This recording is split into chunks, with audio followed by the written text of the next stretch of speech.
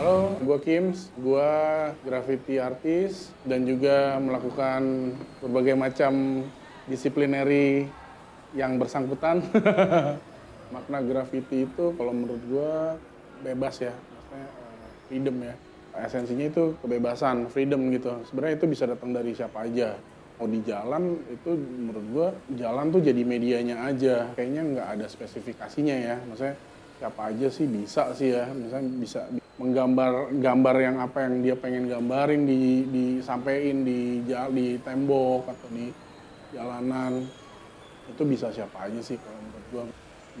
Gua awalnya itu justru berangkatnya dari skateboard dulu.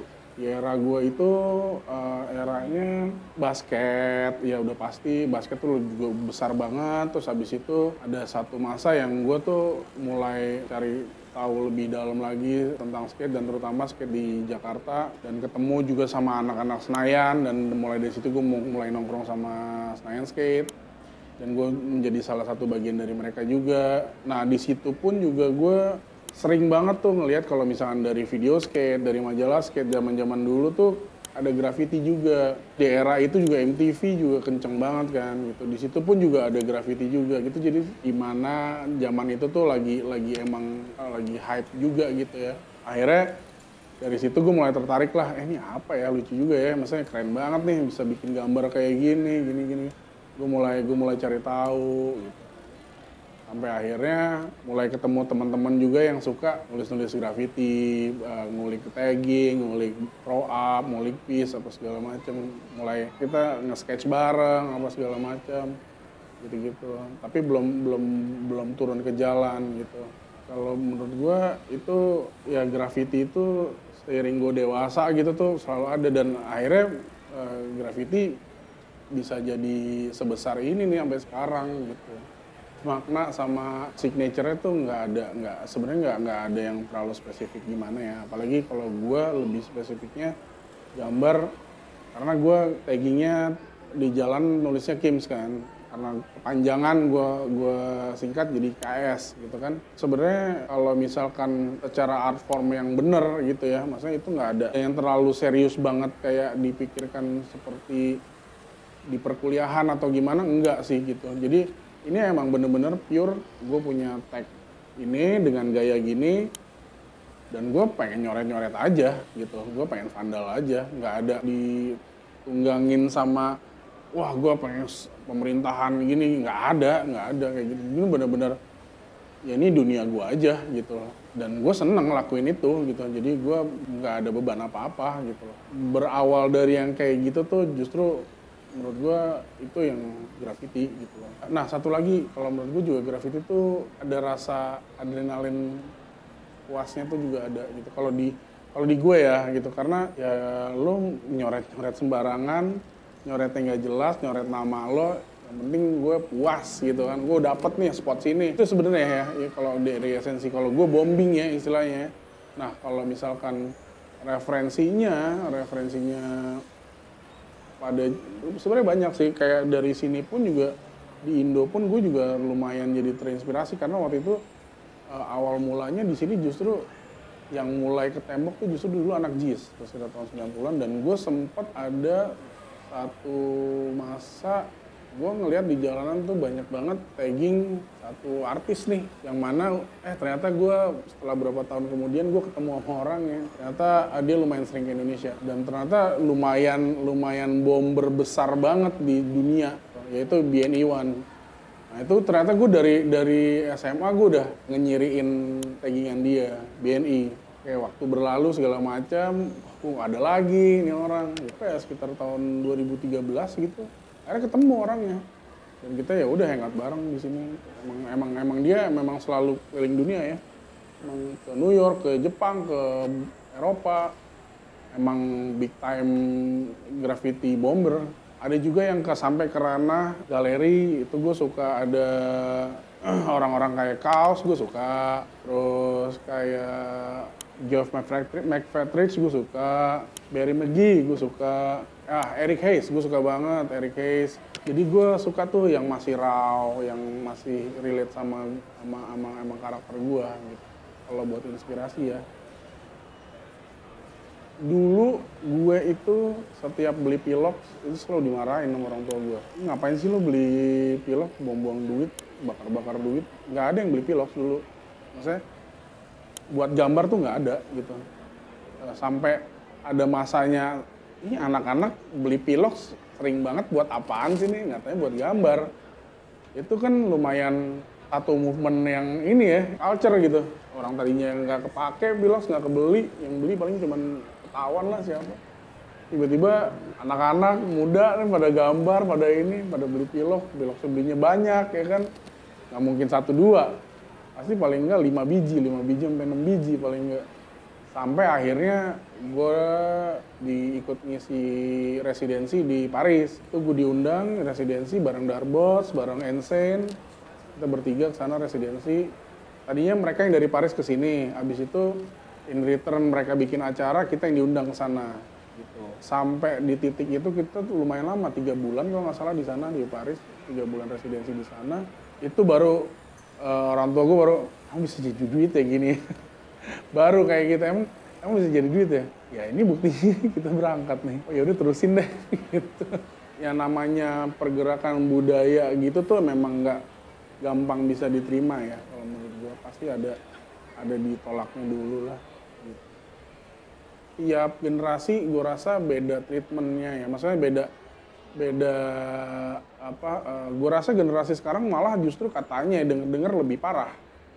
Gitu sama pihak-pihak yang berwenang lah gitu. Entah kayak misalkan ada yang sempat gambarkan tuh di MRT tuh dikejar-kejar sampai ke Interpol segala. Berarti kan tingkat ininya lebih serius lagi gitu loh. Kalau dulu angkatan gue masih belum terlalu ini karena masih baru mungkin ya. Mungkin masih dikejar-kejarnya tuh masih sama polisi, Satpol PP, masih itulah ya karena mereka ngeliat tuh ngapain lo nyeret-nyeret properti orang nah itu.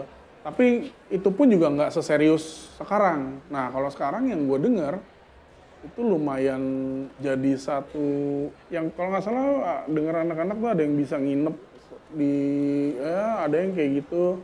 Oh karena mungkin juga dikira sama ini ya. Sekarang lagi rame kan kayak beberapa tahun belakang lah mungkin ya. Geng motor lagi mau kibar bendera atau mau tawuran apa. Nah itu tuh mungkin tuh bisa jadi takutnya menyulut kayak gitu-gitu atau membawa-bawa nama geng motor atau padahal kan nggak juga ya gitu.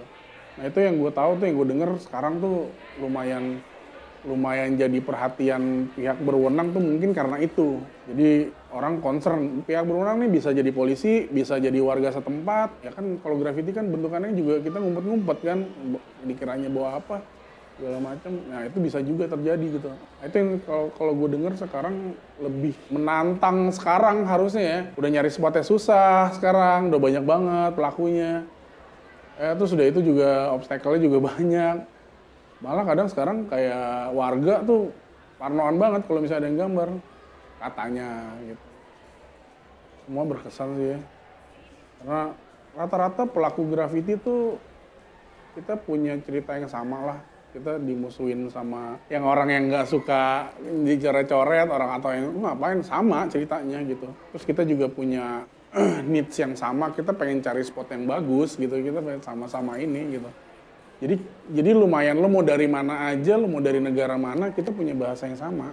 Walaupun lo orang Jepang, walaupun orang Perancis, kita nggak bisa ngerti ini. Tapi kita tujuannya satu, sama, kita pengen gambar sama.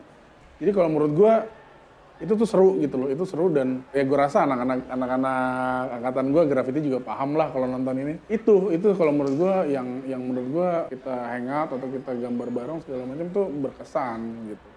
Jadi nggak masalah itu lo dari mana atau lo sebesar apa, pasti lo punya feeling, lo punya bahasa yang sama gitu.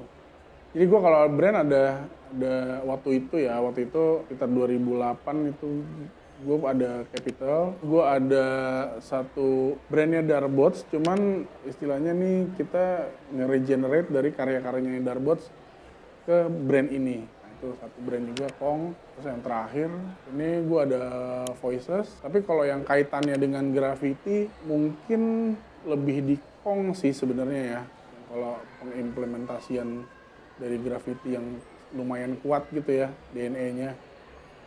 Juga gue. Karena desain gue Misalkan gue ngedesain nih, itu bisa di-apply di kaos, bisa di-apply di topi, mungkin bisa di-apply di celana pendek, di tas. Nah, jadi kalau buat specifically satu produk gue suka banget untuk di topi gitu, kayaknya susah juga ya. Mungkin tapi kalau dari untuk milih brand apa yang gue banget gitu ya, maksudnya mewakili gue banget, mungkin lebih ke Capitol. Gue pernah punya New Balance Rasta, itu serinya kalau nggak salah 574, ya boleh dicek lah. Tapi nggak yang warnanya woyoy banget ya. Itu simpel banget, cuman hitam, terus di bawahnya ada stripe-nya Rasta gitu. Itu nggak kemakan zaman lah. Terus gue suka Clarks Warbis, untuk spesifik yang kayak gimana mungkin, si Iser pakai tuh. Clarks Futura itu salah satu yang paling bagus kalau menurut gue. Terus dulu kalau misalkan bisa dikulik juga, kalau misalkan yang nonton sneakerhead nih, dulu pernah ada Chris Union bikin gimmick Clarks kalau digabung sama Fila. Itu dream shoes gitulah ceritanya mereka. Tapi somehow ini kok orang-orang pada pakai gitu ya. Maksudnya bukan orang-orang, maksudnya kok mereka tapi pada pakai. Anjing nih keren banget kalau menurut gue. Ya udah Clarks, tapi ada logo Filanya gitu di belakangnya. Bagus banget sih kalau menurut gue ya. Nah, kalau satu lagi gue nggak tahu, kalau SB tuh gue cocok-cocokan. Maksudnya SB apa dulu? Nah, tapi gue dulu suka banget mirip SB, tapi bukan Nike. Ethnic Salbarbir yang desainnya kayak SB. Dan ada 2-3-nya di kirinya. Jadi kayak Jordan 5, tapi ini IS apa etnis ya? Kalau nggak salah etnis deh. Sepatu skate, cuman yang skaternya Salbarbir, terus desain sepatunya kayak Nike Dunk atau Nike Air Jordan yang satu. Yaitu uniknya sepatu skate dari zaman gua dulu sampai sekarang. Sepatu skate tuh kalau menurut gua emang motornya sepatu-sepatu yang sekarang ada nih gitu. Emang apalagi kolaborasinya segala macam gitu-gitu. Kayak misalkan gue selalu suka kolaborasinya Vans dengan Jason Deal atau ya itulah satu lagi. Ya pokoknya kolaborasi Deal sama Vans, Deal lah sama siapa, sama Adidas, pasti ngehe gitu. Pasti bagus, terus pasti nggak gimana banget, tapi ya anjing nih sneakers nih bisa dibikin gini aja, simple tapi anjing gitu, ngehe gitu. Itu gue selalu suka sih gitu. Ini menurut gue juga sepatu underrated banget, sepatu skate, cuman underrated banget. Lo juga kalau mau gue nggak tahu sekarang masih ada atau enggak, cuman worth to check kalau menurut gue. Dan ini kalau misalnya lo pegang sendiri sepatunya, ini sepatunya gila, bagus banget. Namanya Tas, sepatunya, TAS. Gue lupa Tasmanian atau Tas doang, Tas kalau nggak salah. Itu buatan Jepang. Dan dia tuh ada beberapa collab, kalau nggak salah zaman itu ya, zaman dulu tuh ada collab sama Undefeated, kalau nggak salah sama Union juga ada. Tapi yang gue anjing nih kok bisa kayak gini ya, dipikirin banget ya warnanya, terus habis itu materialnya, terus layoutnya, placement ininya, segala macam tuh kalau menurut gue perfect banget tuh sepatu. Sepatunya kayak sepatu skate, kayak sepatu zaman skate yang bulky gitu lah, cuman moodnya tuh kayak Jordan gitu. Coba aja cek tas yang kolaborasi atau tas X Undefeated gitu misalkan. Waktu itu gue sempat di Whatnot, kita dan teman-teman di Whatnot, ada temen gue juga si Adi sama Yoga, ada Regan, ada Darbot juga kebetulan juga di Whatnot. Jadi waktu itu kita istilahnya nih punya ketertarikan yang sama nih. Ada Whatnot nih yang emang kita sebagai media, kita interestnya memang ke musik, lifestyle, terus habis itu ada Futurama juga yang emang dengan konten sneakersnya dari dulu. Ada teman-teman dari Tembok Bomber juga, yang itu juga umurnya masih baru banget juga. Nah ini nih sama nih sebenarnya nih, kita dari tiga ini ketertarikan ini masih satu bahasa lah gitu. Akhirnya kenapa kita nggak bikin event aja nih gitu, bikin event yuk gitu, kita bikin barengan yuk nih. Ada sneakersnya, ada artnya gitu kan, ada musiknya, ada skateboardnya juga. Akhirnya ya udah kita bikin lah tuh event pertama di 2005, kita bikin medium rare. Itu dengan pasukan kita yang terbatas, karena emang cuman kita doang gitu loh, maksudnya kita coba memperkenalkan waktu itu sneakers nih bisa seluas ini nih, bisa sejauh ini nih, expand dari sneakers nih bisa ke art, bisa kemana-mana gitu. Sama graffiti juga kita perkenalkan gitu. Terus habis itu juga lifestyle-nya juga, streetwear-nya juga kita perkenalkan gitu. Kalau nggak salah 2 hari ya acaranya, itu ramenya sih rame banget ya buat event pertama ya dan tahun itu. Dan di situ bisa dibilang orang belum tahu sneakers itu apa, maksudnya sneakers kolektor, sneakers belum ada yang kayak gitu. Terus abis itu 2006 dengan membawa keberhasilan yang pertama, kita udah mulai confident. Kebetulan juga di worldwide-nya juga lagi tren kan. Jadi waktu itu lagi ada satu acara worldwide nih yang emang mereka keliling dunia membawa pameran-pameran sneakers. Ya udah kita coba pegang nih pameran ini nih, namanya Sneaker Pimps gitu. Di sini lebih pecah lagi nih. Di sini ada artis graffiti luarnya, ada Vichura sama Ewok. Abis itu ada sama shoe customizer. Waktu itu juga baru banget lahir tuh lah era-era itu tuh. Yang emang mereka interestnya emang nge-custom dang gue gak ngerti deh, itu menarik lah, salah satu wacana yang seru tuh. Dulu ngeliatnya tuh anjing keren banget nih. Ada SBTG, ada Metamphibian tuh. Terus habis itu ya udah sama beberapa artis lokal lah gitu yang ikutan kolaborasi juga. Kalau nggak salah sampai Nike ID itu juga pertama kali ngeluarin Nike ID di Indonesia tuh lumayan juga kayak, wih berani juga nih Nike sampai kayak gini gitu. Itu juga acaranya 2 hari seingat gue. Udah makin besar lagi tuh. Lifestyle-nya juga kita ini, kalau nggak salah ada sampai rem skateboard juga. Wah pokoknya lumayan event yang skalanya tuh besar banget. Ternyata kita nggak expect yang kayak gitu, ternyata ini emang orang pengen taunya segitunya gitu. Sebenarnya si Jawaika ini lahirnya F&B ini pandemi ya. Kalau ngomong suka masak sebenarnya ya gue suka makan, suka ngulik lah gitu, ngulik resep, ngulik ini gitu. Nah ini si Jawaika ini, ayam Jamaican jerk chicken ini sama sebenarnya, ini kayak apa sih ayam ini, kok kayaknya menarik banget gitu. Coba bikin lah. Ingredientsnya juga ada di sini, ternyata bisa diakalin lah gitu. Gue jujur juga sebenarnya dibilang pede enggak gitu loh, karena gue bukan chef. Dan gue juga belum pernah nyobain jerk chicken di sononya gitu kan, aslinya kayak gimana juga gue nggak tahu. Tapi alhamdulillah ada beberapa teman yang udah nyobain, katanya ini mirip kok sama jerk chicken yang di sana, cuman memang di sana ayamnya lebih besar mungkin ya. Sama rasanya di sana tuh malah justru yang lebih enakan ini, dia bilang gitu. Kenapa? Iya karena ini cocok banget sama lidah orang kita. Jadi ternyata emang di sini gue, maksudnya di Jawaika tuh gue bikin lebih manis lah gitu, lebih cocok sama orang sini gitu. Tapi kalau yang di sana tuh emang ya savory aja, asin aja gitu. Katanya sih gitu ya, gue belum pernah nyoba ya. Kalau itu sih sebenarnya nggak ada gue niatin, gue pengen bisnis ini nggak ada sih sebenarnya. Gue juga sebenarnya kebetulan juga pas pandemi kan ternyata gue ngasih ke orang, ternyata orang-orang pada teman-teman lah ya, responnya pada enak nih, jualin aja, enak nih gini. Istri gue juga manas-manasin, udahlah jualin lah gini. Aduh gue bilang, gue kalau misalnya mau jualan tapi seriusin ya gitu. Gue nggak mau yang rumahan yang gimana, capek gue kalau misalnya, karena ya orang dapur cuman kecil doang terus suruh produksi kayak gimana kan nggak juga ya gitu. Ya udah akhirnya kita seriusin lah, jadi emang pas pandemi juga gitu. Jadi ternyata alhamdulillah sih responnya baik ya, responnya bagus. Terus habis itu ya udah sampai sekarang deh keterusan.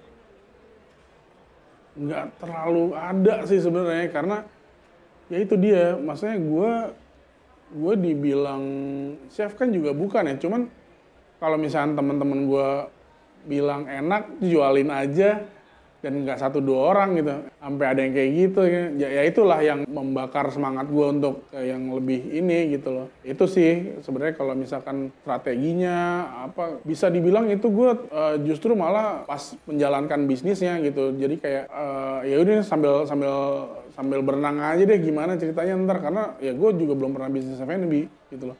Ternyata bisnis F&B itu nggak semudah itu gitu. Jadi kayak emang ya ini F&B malah lebih daily gitu. Beda kalau dulu gue ngurusin kayak capital, gue ngurusin garment apa segala macam yang nggak daily. Ini ternyata lo belanja apa segala macam tuh daily, yang perputarannya tuh kayak gitu ya. Ini hal yang baru yang mesti gue pelajarin lagi gitu loh. inspirasi gue gitu ya.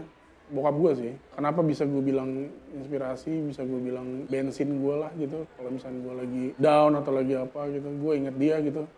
Semangatnya hebat aja sih, maksudnya untuk umur udah waktu ketika udah tua, tapi tuh masih semangat kok, masih kayak orang umur berapa gitu. Ya itu yang menurut gue belajar banyak dari dia ya gitu. Kalau misalkan namanya yang belief-nya gitu ya, gue dari Tuhan sih, dari Allah sih. Maksudnya gue mikir gue melakukan ini kan istilahnya seiring dengan waktu itu yang menguatkan gue tuh ya belief gue sama Tuhan gitu, sama lah lo dikasih otak untuk mikir, lo dikasih napas ketika lo bangun pagi pasti ada reasonnya men gitu loh. Itu sih yang jadi semangat ya gitu. Even though kalau misalnya lo belum dikasih apa-apa rezeki atau segala macem, itu juga pasti ada reasonnya gitu loh. Maksudnya kalau emang belum dikasih ya lo belum akan dikasih men. Gitu. Tapi kalau misalnya lo emang dibukain, lo pasti dibukain. Ya lo usaha aja, let God do the rest deh. Udah gitu aja deh. Kalau gue lumayan percaya sama itu. Yang penting lo hubungan sama manusianya nggak ada masalah lah gitu.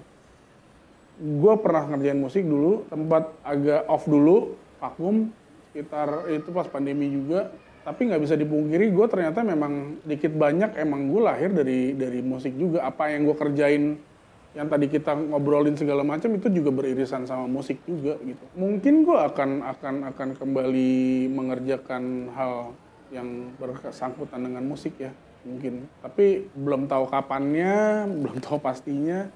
Cuman hasrat dan gue bisa function lagi ngerjain musik nih gue juga alhamdulillah juga gitu. Tadinya gue sempat ngerjain musik, cuman karena gue lumayan memerhatikan musiknya, abis itu produksinya, terus abis itu jualannya, bisnisnya, itu part yang paling gak enak gitu. Ada politiknya juga, segala macam kayak gitu-gitu yang menurut gue itu juga lebih gak asik lagi gitu. Jadi esensi utamanya yang kayak gue cuma pengen dengerin musik enak, karena menurut gue musik tuh cuma ada dua, musik enak dan musik gak enak, udah buat gue ya. Bukan jumawa, enggak, cuman kalau menurut gue cuma ada dua, take it or leave it aja. Gue tuh ngerasa dulu tuh kuping gue bekerja keras untuk memproduksi, untuk mencerna seperti apa sih musik yang istilahnya gue juga untuk bisnis juga bagus gitu. Gue terakhir bisa dibilang soalnya nggak bisa dengerin musik. Ada kali 2-3 tahun. Aneh aja sih, buat gue yang dulu tuh ngulik banget musik. Gue dari dulu dong gue suka musik sampai punya label sendiri segala macam, ya kali gue nggak suka musik. Tapi satu masa anjing kuping gue kayaknya terlalu disiksa deh nih, gitu ya mungkin ya bahasa singkatnya. Sampai akhirnya nih baru sekarang ini nih baru gue bisa menikmati musik lagi ya. Ya mungkin untuk yang kalau misalnya dipertanyaan lo mau ngapain lagi sih ini, mungkin gue sedikit banyak akan menyentuh musik sih lagi ya gitu. Bukan bermusik ya tapi ya, cuman gue nggak tahu, maksudnya cuman mungkin di bidang musik. Gue Kims, terima kasih. I'm signing out. Peace.